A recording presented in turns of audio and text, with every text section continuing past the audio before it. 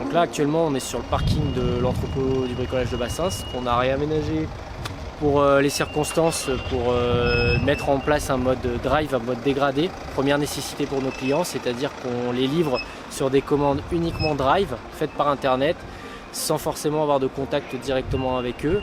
Et aujourd'hui ils peuvent commander en ligne, payer en ligne et venir récupérer leurs marchandises de première nécessité ou d'utilité pour les artisans, les pros directement. Oui, c'est cool. Mon activité est un peu arrêtée par rapport au coronavirus. Mais le drive, pour travailler à la maison, oui, pour bricoler à la maison, je trouve ça génial. On a des process à mettre en place chaque jour pour qu'on ne soit pas contaminé et qu'on ne contamine pas les autres. Ça, c'est très important.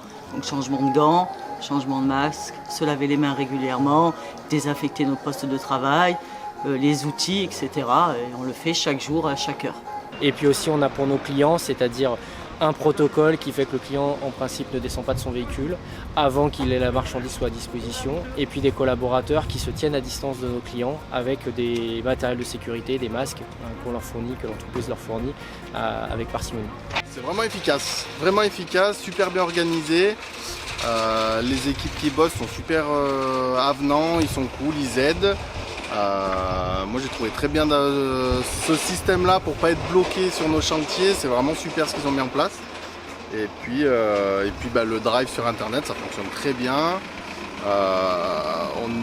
C'est un peu dur du coup de choisir des trucs sans les toucher réellement, comme le carrelage ou des choses un peu jolies. Après tout ce qui concerne vraiment le placo et tout ce qui est grosses œuvres et deuxième œuvre, c'est vraiment super efficace ce qu'ils ont mis en place.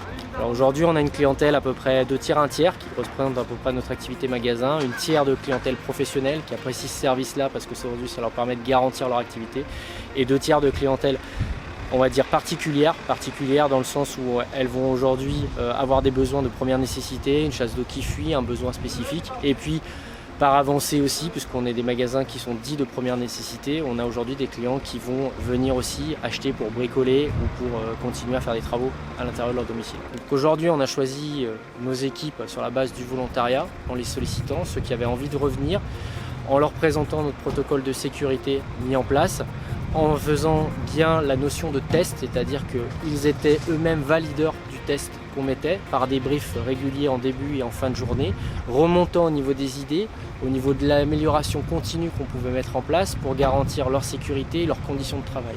L'idée pour nous, c'est qu'ils travaillent dans des bonnes conditions d'hygiène et surtout dans des conditions aussi morales, c'est-à-dire ne pas de stress le plus possible. Quand on m'a proposé sur la base du volontariat de venir travailler et réouvrir le drive, j'ai dit oui tout de suite. Enfin, j'ai pas hésité. Ça permet de garder un service minimum, ça permet de satisfaire le client, c'est notre base, de garder nos clients aussi, et puis de mettre en pratique ce qu'on sait faire. Est-ce que vous pensez réouvrir les magasins ?